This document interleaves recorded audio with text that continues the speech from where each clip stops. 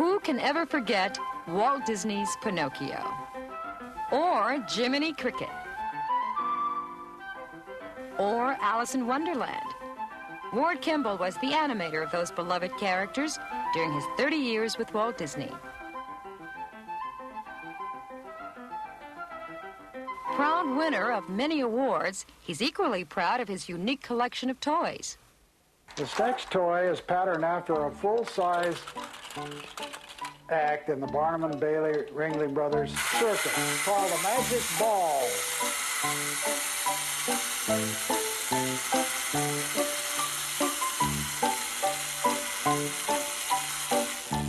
Ta-da-da! Talk about parking garages. This is one from 1930s, and it's very amusing. The toy trains represented here on these shelves are some of the oldest toy trains made in America. They made them out of tin, cast iron, paper, glued onto wood. They had one thing in common. They didn't run on track. The kids had to run them on the kitchen floor. They either pulled them with a string or they wound them up like a clockwork.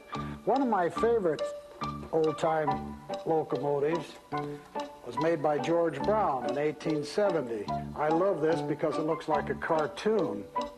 This old European Markland car used to be my favorite toy train passenger car, and I was so much in love with it I decided to paint its portrait.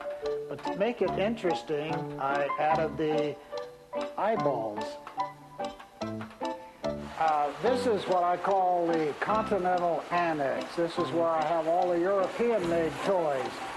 Most of the toys in this room either run by steam with a little alcohol burners and water, or you have to wind them up. The train you see working now is the one electric train and the one piece of electric track. Everything in this room is older than 1915, before World War I. In the old days, if your house didn't have electricity, or you couldn't afford it, you had to wind up your train with a key. Trouble is, after it made a few loops around the track, it would run down, you had to wind it up all over again.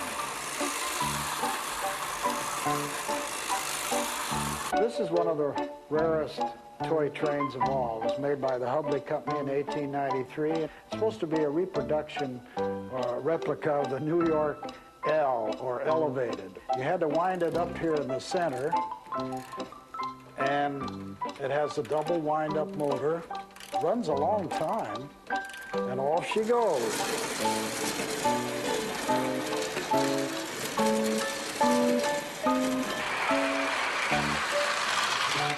This old electric train is much like the one I had when I was a kid. It was made by Ives in 1924. The great thing about it was it had lights in the car. We used to turn out the house lights at night, and especially around the Christmas tree, and run a train like this and ooh and ah. Of course, all these trains you see operating on the table are toy trains. They're not scale models. And take, for instance, this accessory here, the Suburban Station by Lionel. It's a toy. The lights are oversized, the figures are oversized, but has that great toy quality about it.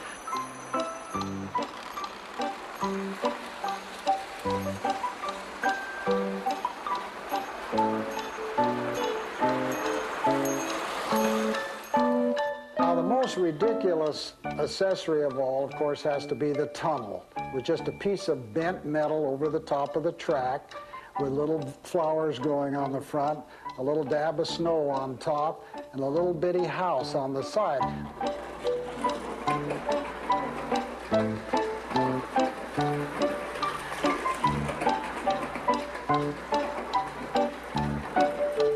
But Ward Kimball's fascination with trains goes beyond these wonderful models. Believe it or not, you're looking at his own full-size railroad of historical old equipment on his ranch in California. Ward Kimball grew up, but never old. And for that, we thank him. And you too, Norman Stewart, because you asked for it.